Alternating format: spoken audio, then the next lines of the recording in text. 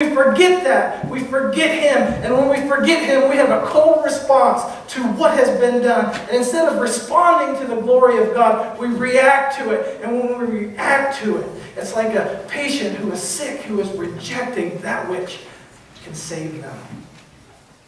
You see, God has called us to be those who don't evade the past, but embrace it. It's what has been done for us. That's why I love this season. I told the Jehovah's Witnesses who came to my door a week ago, I said to them, I love the resurrection season for this simple reason. Jesus, as He's hanging on the cross, His last words were tetelestai, the Greek meaning, it is finished, paid in full. And it's nothing that I can do that can earn His favor. It's what's been done for me that can give me certainty that when I close my eyes in this life, I'm going to wake up in an eternity with God. Not because I'm awesome, not because I'm righteous on my own, but because He is, and He finished it all. And I wonder, this morning, do you remember, or do you know who you are in Him? I will submit to you that I think much of the American church struggles with an identity crisis. I just heard this week some dear brothers in the Lord talk about, when I die, I hope the Lord allows me into glory. I submit to you that that's an identity crisis. It's not about what you can do. It's about what has been done. Do you understand how treasured you are? That's what the Easter season is about. It's about God's glory on display for those He looks at as precious. That's you. That's me. But the text goes on. Let's move along to Genesis chapter 11. We see that a cold reaction leads to us trying to evade the past, but a cold reaction also encourages rebellion. We'll pick it up in verse 1 of chapter 11. It says, now the whole world had one language and one common speech. And as people moved eastward, they found a plain in Shinar and settled there. And they said to each other, come and let us make bricks and bake them thoroughly. And they used bricks instead of stone. And they used tar instead of mortar. Then they said, come, let us build ourselves a city with a tower that reaches to the heavens, so that we may make a name for ourselves. Otherwise, we will be scattered over the face of the earth. So what's happening here? We see this group of people who have come from the line of Noah, from Shem, Ham, and Japheth. And as God supernaturally rescued them from the floodwaters that came on the earth, He gave them this command, go and be fruitful and multiply. But the descendants say, you know what? We don't want to honor God in that way. I know God says spread out and populate the earth, but we're going to stay here because this place is pretty cool. We're going to stay here in Shinar. This is a great place to build a city. And you know what? We're going to do our own thing. You know, I understand that God says, be fruitful and multiply, but we're comfortable here. Shinar has a White Castle that's open 24 hours a day, and I can get sliders anytime I want. Okay? So we're just going to hang out here. That is to defy the will of God for their life. And what we see, when the truth is absent, a lie will take its place. And we see this man raise up and begin to lead these people. When the Word of God is abandoned, a lie will fill its vacuum. And lies come from the mouths of men. And we read about this man in Genesis chapter 10. This man named Nimrod. He raises up and it says he is the first mighty man before the Lord. And as we read that and don't dig into it, we lose the meaning of it. It wasn't that he was a great man that people revered. No, he was a great man that people feared. He was one who stood in the face of the Lord. He was the one who led the rebellion. He was a great hunter before the Lord. The Greeks suggest he was a hunter of men. Instead of following after the God who saved men so that the world could be populated again, They followed a leader who took the lives of men. They feared him. They walked in terror in front of him. And they begin this process of building this great city with one purpose, to make a name for ourselves. Self-righteousness. Let's make our name great. And they began a process of building this tower that reaches the heavens. Now let's not be naive and say, did these ancients think they could literally build a building that would reach into to the throne room of God? No. This is a place of worship. A place of worship that God was not allowed in. It's a place of worship where they were worshiping things other than the God who rescued them from the flood. And even as they go through the building process, we read, instead of using stone, they used bricks, man-made implements, instead of stone. The stone the builders rejected, right? They used bricks made by their own hands. And they, instead of using mortar to hold it together, they used this tar.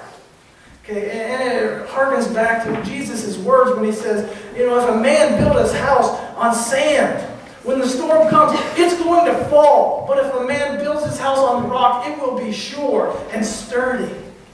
We have a group of people post-flood, after they've seen the miraculous, turn their back on their God who loved them and rescued them.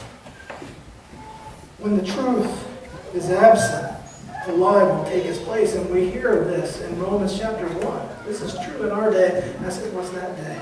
Romans chapter 1, verse 25, it tells us that though the people knew the truth of God, they didn't think it's something to be treasured.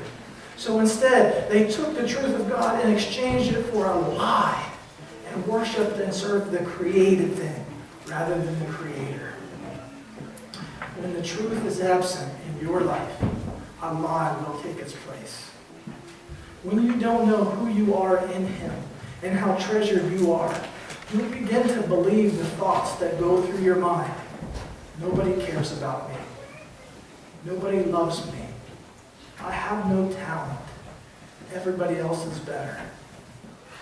God surely couldn't accept me after what I've done. Every one of those is a lie. Every one of those comes from the Father of lies. But when the truth is not embraced, is not treasured, a lie will take its place. And here's a sad consequence of that. When the lie does take the place of the truth, the lie is passed on. You see, when I was in seminary, I had a professor say this. He says, in Christianity is caught more than it's taught.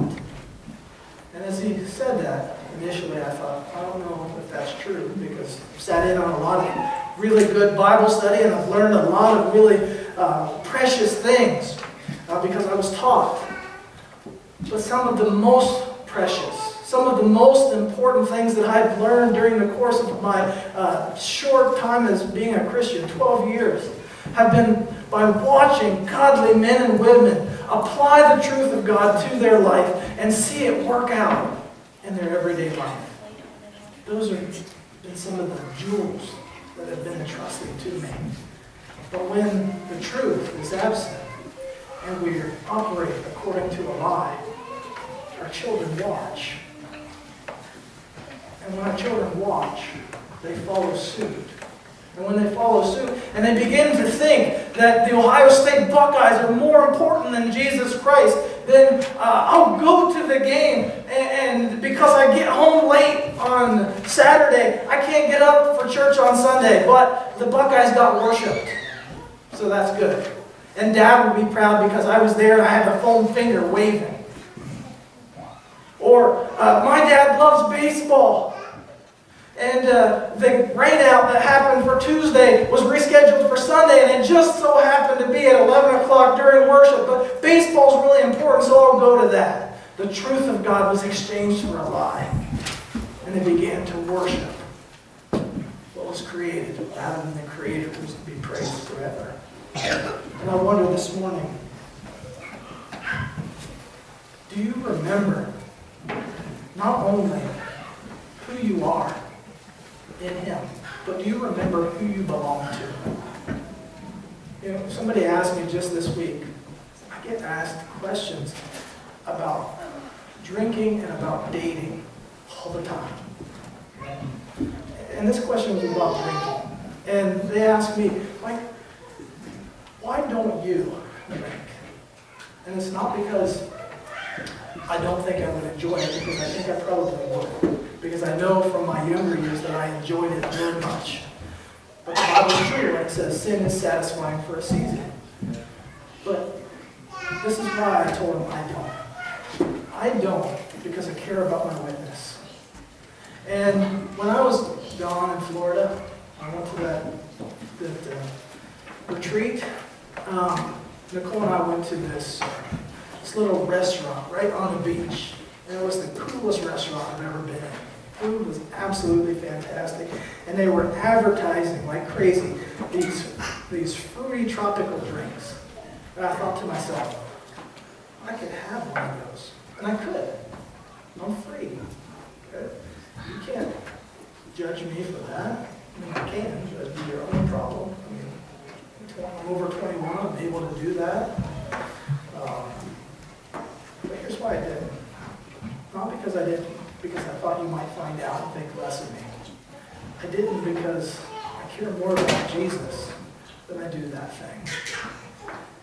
And my point to the man who asked me this, was the guy in his 40s. My point is this.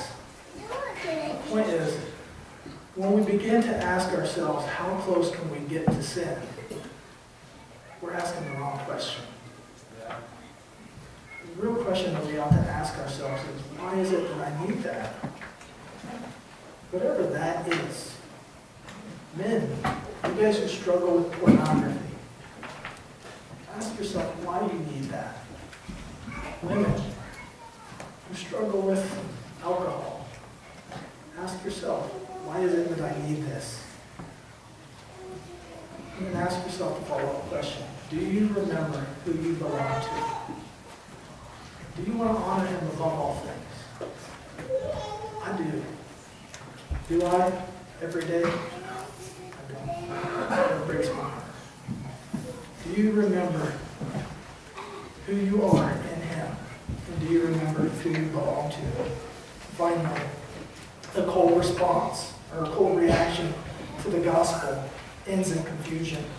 Let's pick it up in verse 5. It says, "But the Lord came down to see the city and the tower that the people were building. And the Lord said, if as one people speaking the same language, they began to do this, then nothing that they plan to do is impossible for them. Come, let us go down and confuse their language, so that they will not understand each other." So the Lord scattered them among the nations of the earth.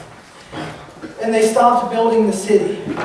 That is why, to this day, it is called Babel, because the Lord confused their language of the whole world. From there, the Lord scattered them all over the whole face of the earth. See, the pursuit of our plans instead of God's purpose will not end in peace. This is what God is screaming to us from the pages of Genesis chapter 10. When we pursue our plans instead of his purpose and his will for our life, it will not end in peace. These folks who God had saved their grandfather and their great-grandfather and their great-great-grandfather who were still living, who they could go and talk to. And they could hear the story of the great flood, and they could hear the story of God's work among them. They made this decision to turn their back on him and abandon the truth. And because they abandoned the truth, they chased after everything this world had to offer. And in the end, they ended up in confusion and found no peace. And man, that is so true and so applicable for what happens today. We chase after everything and anything under the sun. We chase after sex and find at the end it's empty. We chase after drugs, and at the end we find brokenness and pain. We chase after friendships thinking that they're going to fill the void, but we know that no matter if you have 700 friends on Facebook, that doesn't compare to knowing the one who sits on the throne.